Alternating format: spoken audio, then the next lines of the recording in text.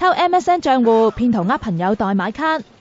月初有騙徒向網民 Ruby 傳咗一個網頁連結，佢 click 咗入去之後就俾人偷咗佢嘅 MSN 賬戶密碼，跟住騙徒就扮成佢，叫佢嘅 friend 去便利店買網上遊戲點數卡同電話充值卡。有 friend 打電話問 Ruby， 佢先知出事，但就有台灣 friend 代佢買咗1000幾蚊買卡網上遊戲卡。咁佢就話我 MSN 佢話好急，就話我個電話卡冇晒錢。佢類似講咗話咁我遲啲匯翻錢俾你。咁我 friend 就企疑心，佢成日都見面，同埋你香港人唔會講匯字，要個級數同埋個數。佢相信騙徒將嗰啲卡轉售圖利，但騙徒亦都有破綻㗎。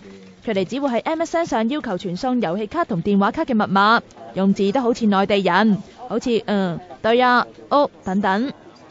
都係 recommend 大家就係未必需要好頻密就去改 password， 但係可能3個月6個月都要去改下個 password 啦。佢建議大家唔好登入可疑嘅網頁連結。有律師就指騙徒已經觸犯咗以欺詐手法得到利益罪，最高可判監14年。